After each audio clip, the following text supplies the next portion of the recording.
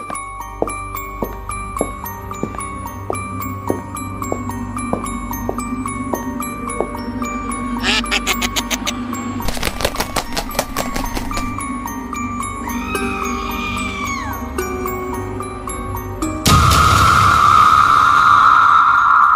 kapre ay isang nilalang na malaking tao ang kapre.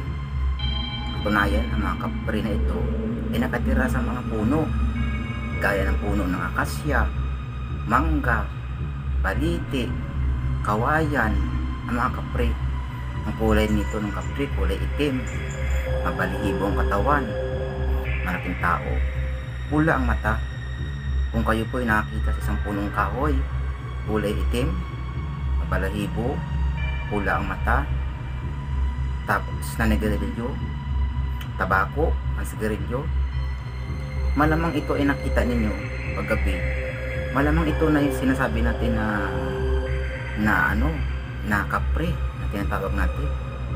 Kaya kung mayroon kayo nakitang ganon, kapre na yan. Huwag kayo magtalagi-isip na yung punong kahoy na yun na baliti na may ganon, kapre na. Ang sipin mo, tabako pa sa mga kapre. At mayroon silang sinturon. Ang sinturon pala ng kapre, makapangyarihan. Kaya kung makukuha natin ang sinturon ng kapre, maging makapangyarihan din pala tayo niyan. Kung makuha natin ang sinturon ng kapre, bibigyan tayo ng kapangyarihan. At mayroon pa pala yung kapre na yan, yung batong puti na hawak ng kapre. Mayroon batong puti, sinasabi ng kapre. Kailangan natin makuha yung batong puti ng kapre na yan. Ngayon, pag makuha natin ang batong puti, mabigyan tayo ng kapangyarihan kung anong gusto rin natin. Ang kapre pala, yung kapre pala, pag sa puno ng mangga, yung mga kapre na yan, ano pala yan, nanigarilyo pala yan, sila. Tabako ang sigarilyo ng mga kapre. Mahaba ang sigarilyo nila, tabako. Itong tabako nito, marami pa siyang ano pala, reserva, hindi nauubos ang tabako ng kapre. Tapos ang kapre na ito pala, mga kapre niya, ano pala yan, yung pangamoy nila, kahit 100 meter, naamoy nila yung tao. Yung mga tao naamoy ng kapre, 100 meter, kahit naamoy ng kapre. At dito sila nagpapahinga kung saan sila nakatira, sa puno ng baliti. Nasa taasan sila nakaupo habang sila yung nagarilyo, ang mga kapre na yan. Malamang ng mga kapre, hindi naliligo yan. Kaya pala, pag makita ng kapre punong kahoy, malumusok ang amoy. Kasi yung mga kapre hindi naliligo mga kapre.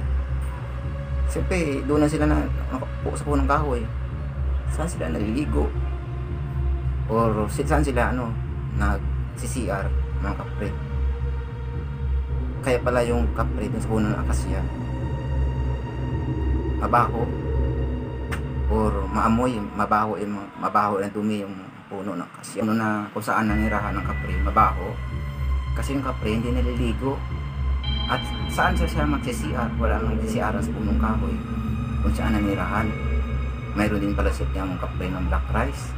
Sila, kung meron tayong red rice, mayroon white rice tayo, mayroon tayong ibang klase yung mga bigas. Ang kapre mayroon din palang black rice na sabi nila. Kapag ikaw niyaya na kumain ng black rice sa puno ng baliti, hindi ka makabalik sa lugar natin. Ganun pala yung pag kumain ka ng black rice ng mga kaprihan, malamang doon ka na manirahan sa lugar ng kaprihan. Doon ka na manirahan talaga kapag kumain ka ng black rice. Kaya hindi tayo pwede kumain ng black rice ng mga kaprihan. Ililigaw ka sa mga daanan, kahit meron ka pang Google Map, ililigaw ka rin kapre.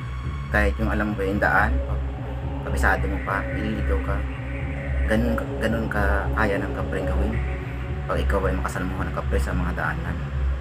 Malamang sinasabi ko sa inyo, pag may makita na kayo na sa punong akasya ninyo na paggabi, pula yung mata, tapos naninigarilyo yung tabako, tapos maaalimusok yung amoy, tapos mabalahibo, malaking tao, malamang kapre na yan.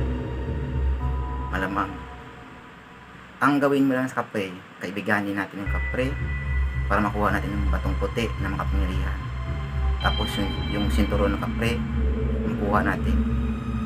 Ngayon, kapag makuha natin yung sinturon at saka yung bato, malamang makapangyarihan tayo.